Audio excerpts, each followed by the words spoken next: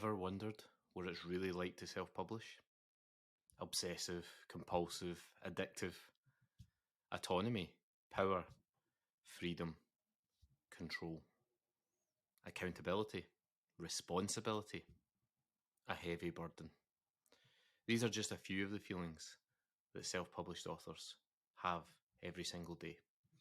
In this podcast, we'll explore the everyday of being a self-published author with a focus on process over outcomes. If we do the small things really well every single day and consistently, then the outcomes will take care of itself. Here is what it's like. Welcome to the diary of a self-published author.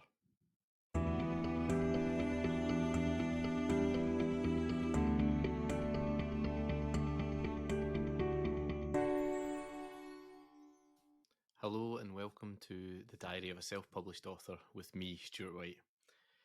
I'm recording this episode on a Sunday night unusually. I usually try and do this on a Thursday night, but this week has gotten away from me with various things on, busy at work and at home. So yeah, late Sunday night recording session rather than the usual late Thursday night session. But all that's done is give me another couple of days worth of interesting things that I've done that I can discuss over the course of the episode. So we're going to talk about our usual things, our usual aspects within the episode. We're going to start with the latest from the self-publishing world and different ways in which we can utilize our self-publishing status to our advantage. Now, the thing I wanted to talk about, first of all, was about something that I've just heard about this week, which is called Ream. It's a new subscription platform designed for authors to serialize their work, essentially.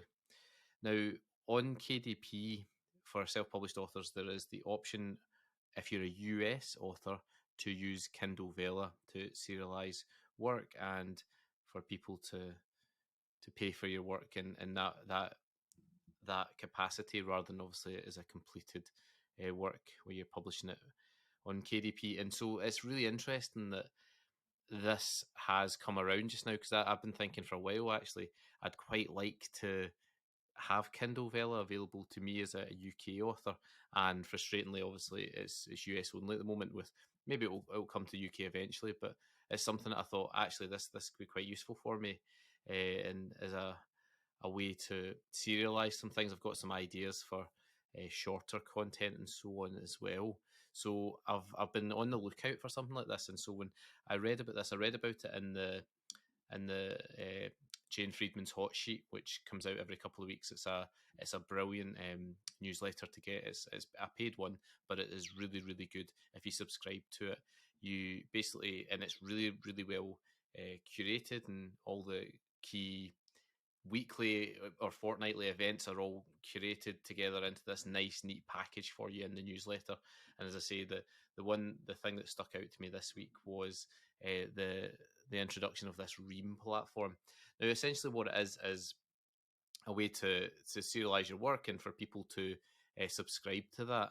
So for people who are self-published authors and people who are looking to make a living as a writer, this could be a possible route for some people, and it's really interesting. There's an example in the hot sheet as well, which, and it says there's a minimum of £3 per tier. I mean, I guess you can tier it in terms of the amount of content that people get, the amount of maybe feedback. Maybe for a higher tier, people get to contribute towards the development of the ongoing serialization or something similar to that. So it's really interesting, and it's something that I think as someone who might be, you listening to this, as someone who might be looking to become a full-time author and make an income from this, it could be a nice little avenue to check out. So have a look at that. It's called Ream, Ream, and it looks fairly new. And yeah, it's basically for genre fiction authors who are already self-publishing and already maybe have a bit of an audience, but are looking to serialize content and give it out to their readers more regularly and maybe in smaller quantities. And as I say, it might be it might be quite useful for those who are looking to build themselves a little income there through serialized content. So yeah, anyway, it looks interesting. So do check it out if that's something that's maybe on your radar. The other thing I was wanting to talk about in terms of general news was looking at the KDP increases again. I had a closer look at this. I know I discussed it a couple of weeks ago, but I had a wee bit of a closer look at this and looking at like the size of the books that it involves and so on. And actually, I'm wondering actually how much of an impact it's going to have. It'll have a small impact, I think, for me personally. But unless you're publishing big books, so I'm guessing sort of picture book types, where obviously the page size is quite large.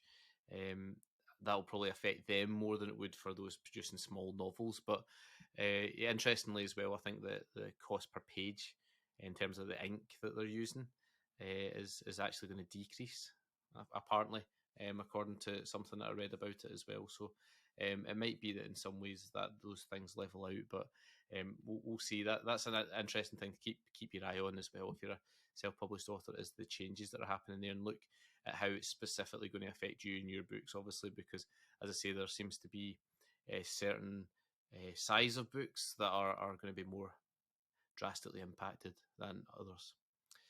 So that's the sort of general news that I wanted to discuss at the start of the episode. So check out Ream, check out the changes in KDP print prices if you are signed up with them, and see how it's going to affect you. So we're going to talk a little bit about something I've been looking into this week, which is interesting, I think, for all self-published authors, and it's an alternative means to launching your book. So with my first book, I got it all professionally edited, paid for all the cover art, paid quite a lot of money essentially up front to get the book to the high standard and quality that I wanted it to be before it could go on sale. And then obviously I'm looking to recoup that investment via sales, via royalties and my sales of the book. And I think I've spoken about this before in the finances section, that I'm not there yet, obviously, in terms of recouping that money. And so it got me thinking about alternative models for self-publishing and how you can maybe reduce the pressure of that upfront cost for you as the author. And I was looking at Kickstarter. Now, the reason I had a look at Kickstarter was because I saw another couple of self-published authors who had done it recently and had done really well out of it, i.e. they had far exceeded the outcome, the goal that they'd set at the start in terms of the amount of funds they wanted to raise. And it's an interesting model because, as I say, I was looking at the way some other people have done it and so on. So essentially what happens with it is you're asking people to pay up front, and then they'll get rewards, tiered rewards, after the book is actually published and made ready. And interestingly, looking at some of the examples that I did, it looks like the model is based upon essentially charging a little bit more than just the raw cost of actually printing the book and then sending it out to people. So, for example, I saw some tiers where the people were saying £15 is the contribution that they're suggesting on a certain tier for a signed paperback. And it was interesting because I was thinking, okay, I was sort of doing the costs in my head, and I was thinking, oh, maybe cost eight or £9 maybe to get it printed, sent to you, and then obviously to get it signed and then sent out to the person. So you're making a bit of money on that there, and I guess that little profit margin there on the £15 or whatever, £6-7, that goes towards the costs of things like getting your cover done by a really good professional, getting your editing done, and any other little bonus materials as well, such as bookmarks or might be like a map if it's a big fantasy book, or character art or something similar like that goes along with it. And it got me thinking, and I went down a bit of a rabbit hole in terms of it, and set up my own little Kickstarter and put on my own like tiers in terms of what people could contribute towards helping fund the book. And then I was looking at like sort of stretch goals, stretch tiers, and that's ones where once you meet the goal that you set at the start, with £1,000 or £2,000, whatever it happens to be, for every extra 500 or £1,000 that you raise beyond that, you'd have like a stretch reward for meeting that goal, and that would go towards either everyone who has contributed or to people in certain tiers and so on. It's quite an interesting little format. As I say, I was playing about with it and looking at the finances of it because I was wanting to compare it to what I did the first time round, which was essentially where, capital investment, where I'm just putting the money up front and trying to then recoup it.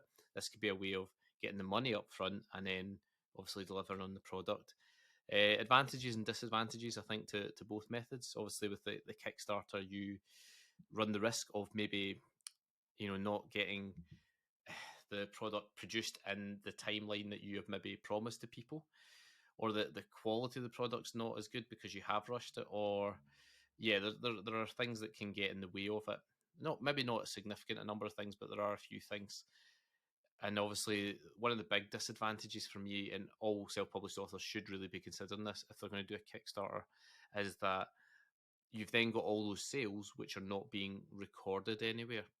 And that's fine. A lot of people like they self-publish and sell direct, and they're only really interested in the bottom line, and that's it, and making a bit of a profit from it and so on. And that's fine. Obviously, that's one model for people. I think for me, one of the things that I worry about is I want to have my book selling long term. It's about the launch and selling, maybe a few hundred copies at launch, or however many I manage to. But it's also about longevity and people continuing to buy and enjoy the book for a long period of time. And with Amazon's platform, if people aren't buying the book through Amazon, through the pre-orders and the sales at launch and so on, and they're buying it through the Kickstarter instead, and I'm sending it out direct to them, that's not really, all that data is not recorded anywhere. And people would counter that and say, well, the advantage with the Kickstarter is every single person that's bought your book, you've got their email, you've probably had a correspondence with them. There's a lot of big advantages to maybe going down that route in terms of building their readership and getting closer to your readers and so on. And that's obviously something to weigh in one hand, whilst having the the disadvantage of not having recorded sales on the other. And especially as Amazon is a algorithmic site in terms of who it shows your books to, and if it doesn't have the data from your first few hundred sales at launch and pre-order and so on, then it's harder for it to sort of do the work for you in terms of marketing and placing the book in the right place in front of the right readers. So there's a lot to think about there, versus traditional launch versus the Kickstarter model as well. And that's something I'm weighing up at the moment for my YA novel, and seeing which route I'm going to go down. And I think over the next few weeks I'll make a firm decision on that, I think, and we'll go down whichever route it's going to be. But yeah, it's been interesting to explore those alternative avenues, and I've been reading up a lot as well about direct sales and being a direct seller of your own work and not going through KDP or Ingram Spark or whatever, and there's a lot to be said for that as well. A lot of big advantages. Again, if your main goal is profit, i.e., printing 500 or 1,000 books or 2,000 books or 5,000 books, and then directly selling them and maximizing the profit on each sale, then obviously direct selling is probably the way to go. Print on demand, though, gives you that assurity that, say only 200 people are interested in you buying your book across the lifetime. You're not then left with a whole bunch of stock sitting in your house as you try to sell direct, and there can be a whole bunch of problems associated with that too. So like almost everything I've discussed so far, and probably ever will discuss, there are pros and cons to whichever approach you decide to take. But anyway, that Kickstarter one was interesting for me. It's something I'm going to continue to explore over the next couple of weeks, and I'll update you if I decide to take that a little bit further. So yeah, that I guess that kind of covers finances, also a little bit of the planning section of the podcast as well. But there's lots to cover there and consider.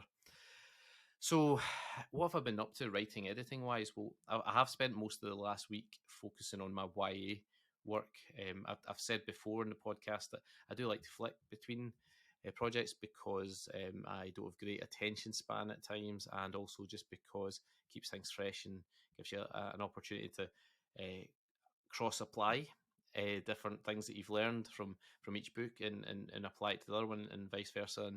And I find that quite useful at times. I mean, obviously the hard part is sort of moving from one story world to the next and getting in one character's head and then go into another completely different character's head, as they are my two novels that I'm working on just now. And so, yeah, that can be tricky, but I've really enjoyed it. I've been reading through some beta reader feedback, which has been really encouraging, but also given me lots to think about in terms of improving the story as well. And I'm feeling quite good about it. I think in a way that I'm not actually feeling quite as good about with my middle grade. And I wonder again how much of that is that I don't have a whole crew of beta readers reading that one and give me positive feedback as well as the development stuff. And I wonder if that's something maybe to explore in the future. It's really interesting. The psychology of all this is really interesting because I guess as writers we rely a lot on what other people think about our work to give it self worth and to get self confidence in the work we're doing. And maybe that's not right. Maybe like I know some writers who just say, "Oh, I'm a good writer. I know that my work is good," and they don't necessarily need to get someone else to read it to confirm that to them. Some people, my friend Melissa, for example, never gets beta readers to look at her work. She just fires it straight to her agent or her publisher. So, there are different ways to do it, but yeah, I think maybe it's just an ego thing, egotistical thing where I like to get a bit of praise or whatever. But whenever I do get that for my work, it makes a huge difference. So yeah, anyway, I'm feeling good about the YA novel because of that, and been an interesting week on that front. I wonder if this is why I'm focusing on it, because I got an email from my cover designer for that one, and it was full of some amazing stuff. He is one of the top people in the industry. I'm really excited to work with him. He works with some of the top publishers a lot of the time as well. So I was surprised he was willing to take me on as a client. But anyway, he sent me some really exciting stuff, some sketches of various. It was sort of like mood boards and rough ideas. So with various sketches of what the cover might look like, and a nice detailed description of the kind of thing that he was going for, and how it might work out in a more defined version of it, and so on. And it was Anyway, it was very exciting. I love been a collaborative part of the design of the cover of the book. That's something that gives me a real buzz, and is something that definitely is encouraging me to continue with the self-publishing, because I can imagine I don't, maybe it's just my personality, and some people are a bit more chilled out with this and won't worry so much, but I like to be at least partly controlled in terms of the big decisions like that. And so although someone else is designing it, I'm getting a major input into the direction of it, and that's important to me anyway. So yeah, anyway, I got those in this week. Very exciting. I'm actually really buzzing about the sketches, and it's probably what's spurred me on to do a lot more developmental work in the manuscript. Also got a lovely invite from an organisation yesterday to take part in one of their events. So that's nice as well. And I think as a self-published author, it's nice when you get invited to do things, because I guess the temptation would be that people would go with the trad published authors first. And again, I've said this before. No blaming any organisation for doing that, because there's a bit more of a guarantee there in terms of the quality. It's gone through a few more sets of eyes and been approved, I guess, compared to us selfies. But it's nice all the same. I'm happy that I've been invited to that, and hopefully there'll be news about that on social media very soon, and I'll obviously retweet and share and all the rest of those things on socials when that happens. So yeah, anyway, that was quite a lengthy update on my writing editing, but that's what I've been doing this last week or so. And yeah, it's been exciting. So planning, still looking at getting one of the novels out by September and one maybe October, November. And I think probably just because of how I'm feeling at the moment, the YA is going to be the one that goes first, I think, and then the middle grade a little bit later in the year. So in terms of my plan for this year, that's what I'm looking at just now. And this is again the great thing about being a self-published author is it's so malleable and flexible. Like I can decide, oh, actually, I'm feeling the YA one more at the moment, so that's the one that I'm going to push just now to get published earlier. And and if it turns out in a few weeks that the YA one actually is going to take longer, I think, then I can push to get the other one as well. Like, everything's on the table, and even though we're talking September, that's only a few months away now. I can still be like that. Whereas with the other type of publishing, you're very fixed in, and you're part of a long timeline, where all the cogs are turning, and you can't really switcheroo when it comes to trad publishing. So it's, yeah, I say the flexibility and malleability of this is something that, again, is a big advantage, I think. So marketing, I've got lots to talk about this week about marketing, actually, because I've tried a few things out over the last 9 days or so that you'll maybe want to take a note of as something that you could try yourself potentially. So the first thing I did was I did a Kindle countdown deal on the UK store, .co.uk store, for my ebook, and put it down to 99p for a few days, and then 1.99 for a couple of days, and then back up to the 2.99 that it's normally at, and got quite a lot of sales, which was great. I posted about it in my newsletter on the day of the countdown starting. I also posted about it in socials as well, and did a wee mini giveaway, and sent a signed copy of my book out to someone who won that, and yeah, it was good. I get a good number of sales from it, and I hope the people that got it at that cheap price as well go on to read it and enjoy it, because although it's reduced or whatever, I'm still hoping people value it just as much as if they paid the full price. Because it's interesting. I had a chat with Rachel Bright last year prior to her doing WowCon, and we had a chat about the value of things in life, and how when you offer things for free or for extremely cheap prices, how people often then they don't value it as much, even if it's the same product that is, like, I guess, could be priced 50 quid or 100 quid. And yeah, I had a really interesting chat with her about that, and it warped my view on free and cheap things a little bit. But all the same, it's a marketing tactic, isn't it? And you want people to buy your book and to enjoy your book. You want them to gain something out of it and to get value. But then ultimately, you're about making a little bit of money, but also just maybe getting someone who becomes a fan and a reader, and will read all of your work when it comes out. So that's an important part of that strategy as well. But yes, so I did a wee newsletter, shout out socials. I also did a Bargain Booksy. That's Written Word Media is the company that does that, where you get it sent out to, for middle grade, it's about 60,000 readers on their email list.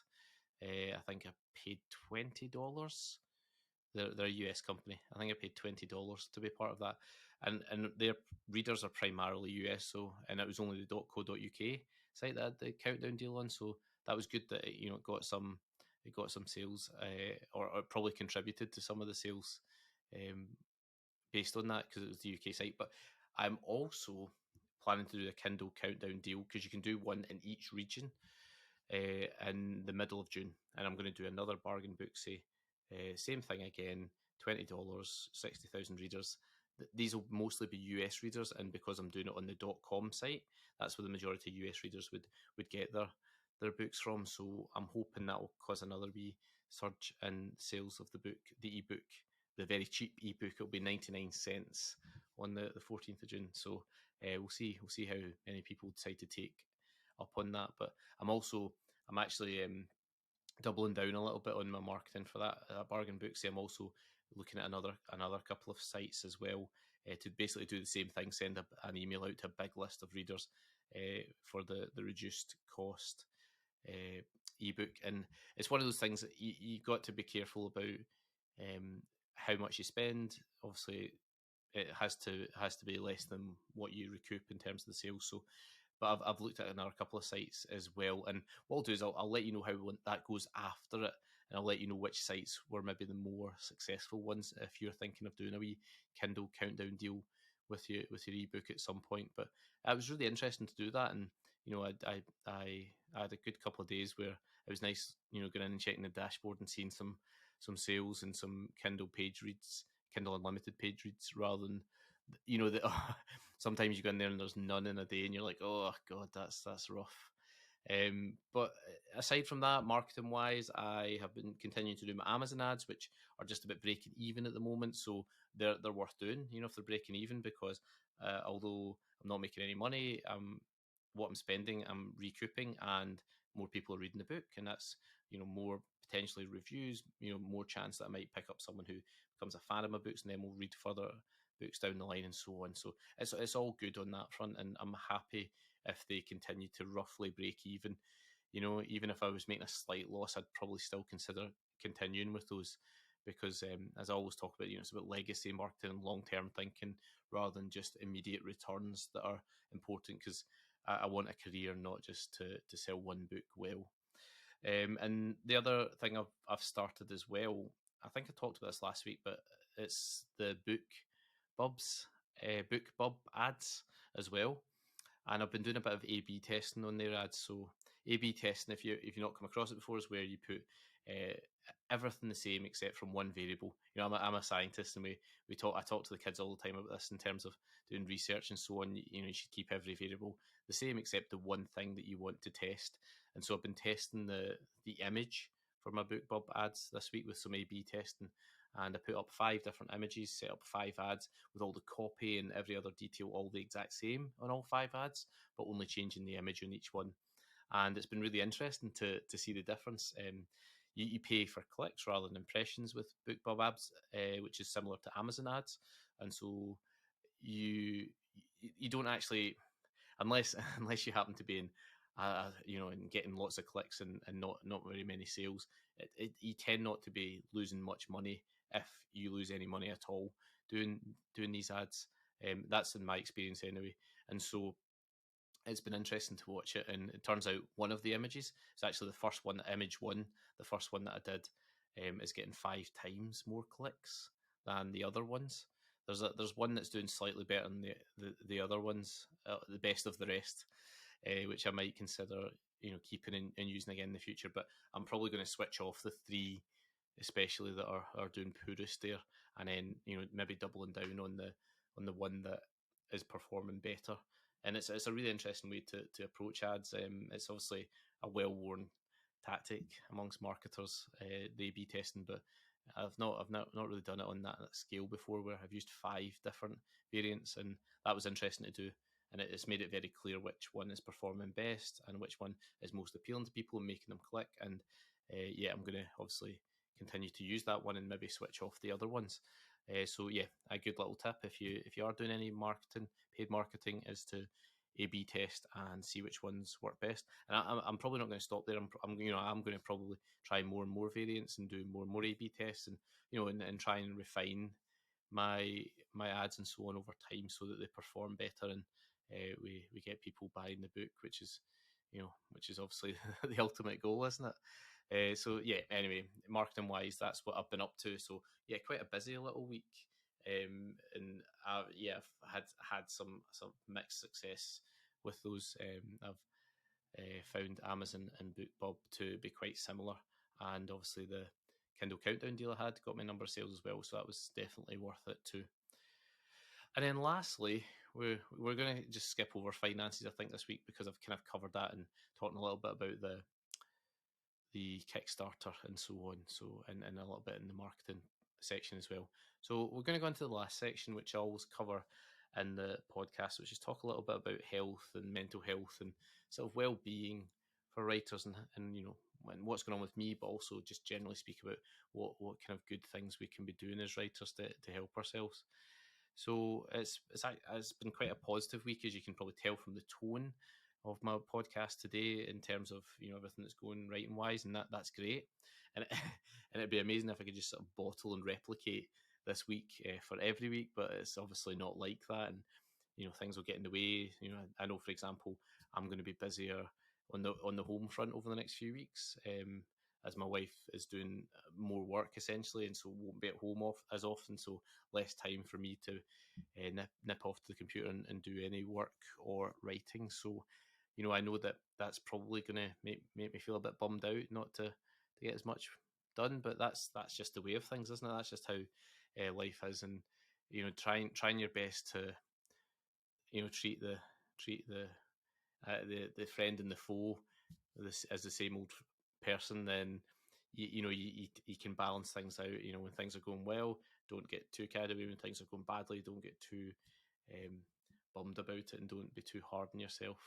And I think that's a healthy approach. But yeah, I know that's coming up, and I'll do my best not to feel too down about it. But yeah, as one of the things that find most difficult about editing, which is what I'm doing at the moment, is just to stay on top of things, and to um, try not to look at the editing as a whole, and try and break it down into individual tasks and so on.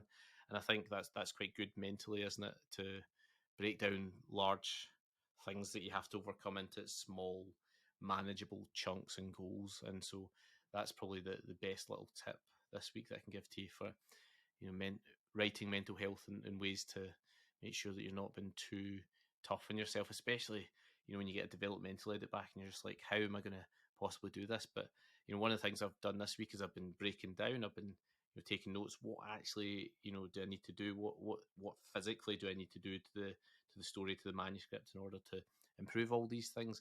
And when you think about it that way, it's never as overwhelming as when you just sort of have thoughts, errant thoughts, divergent thoughts going through your head about the various parts of the story that you need to work on. If you just sit and make a list, it's always seems so much more manageable.